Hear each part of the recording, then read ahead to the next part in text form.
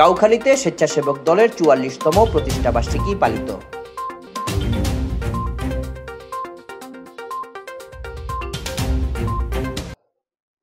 কাউখালীতে স্বেচ্ছাসেবক দলের ৪৪তম প্রতিষ্ঠা বার্ষিকী উপলক্ষে র্যালি ও আলোচনা সভা মঙ্গলবার বিকেলে কাউখালী উপজেলা পরিষদ মিলনায়তনে অনুষ্ঠিত হয়। উপজেলা স্বেচ্ছাসেবক দলের সিনিয়র যুগ্ম আহ্বায়ক মোহাম্মদ জয়নাল আবেদিনের সভাপতিত্বে সভায় প্রধান অতিথি ছিলেন কাউখালী উপজেলা বিএনপির সভাপতি মোহাম্মদ জাহাঙ্গীর হোসেন। উপজেলা স্বেচ্ছাসেবক দলের সদস্য সচিব মোহাম্মদ আব্দুল্লাহ তুহিনের সঞ্চালনায় বিশেষ অতিথি ছিলেন উপজেলা বিএনপির সাধারণ সম্পাদক মোহাম্মদ আব্দুল মোতালেব।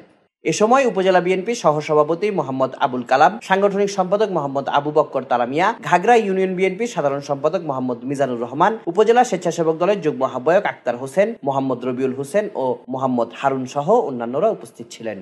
আলোচনা সভার পর স্বেচ্ছাসেবক দলের ৪৪তম প্রতিষ্ঠা বার্ষিকীর কেক কাটেন অতিথিরা।